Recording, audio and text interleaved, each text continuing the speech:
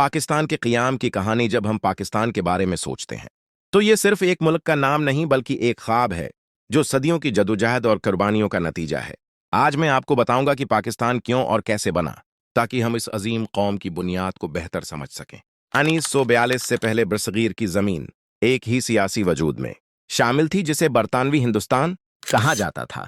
یہاں مختلف مذہب، قومیت اور ثقافت کے لوگ رہتے تھے، مگر مسلمانوں کو ہمیشہ ایک علیحدہ شناخت اور تحفظ کی ضرورت محسوس ہوتی رہی۔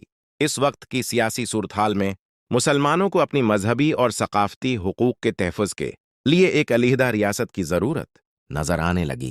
محمد علی جناح جیسے قائدین نے اس احساس کو بہت سمجھداری اور ثابت قدمی کے ساتھ سامنے رکھا۔ انہوں نے مسلمانوں کے سیاسی، سماجی اور معاشی حقوق کے لیے آواز بلند کی اور یہ باور کرایا کہ ایک آزاد ملک جہاں مسلمان خود اپنی تقدیر کا فیصلہ کر سکیں ضروری ہے۔ یہی خیال بالآخر ایک خواب کی صورت اختیار کر گیا جو پاکستان کے نام سے جانا جاتا ہے۔ پاکستان کا مطلب صرف ایک جغرافیائی جگہ نہیں بلکہ ایک ایسی دنیا ہے جہاں مسلمانوں کو آزادی، مساوات اور احترام ملے۔ اسی جذبے نے لاکھوں لوگوں کو ایک ساتھ کھڑا کیا تاکہ اپنی زمین پر اپنے اصولوں کے مطابق زندگی گزار سکیں۔ 14 اگست 1947 کو یہ خواب حقیقت میں بدلا جب پاکستان ایک آزاد ملک کے طور پر دنیا کے نقشے پر ابھرا۔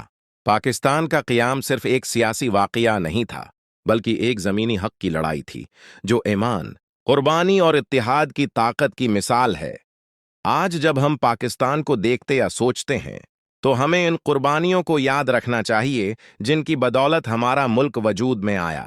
تو یہ تھی پاکستان کے قیام کی کہانی، ایک جذبے، ایک خواب اور ایک قوم کی انتھک کوشش کی داستان۔ اسی لیے یہ ملک ہم سب کے دلوں میں خاص جگہ رکھتا ہے اور ہمیں ہمیشہ اس کی حفاظت اور ترقی کے لیے کام کرتے رہنا چاہیے۔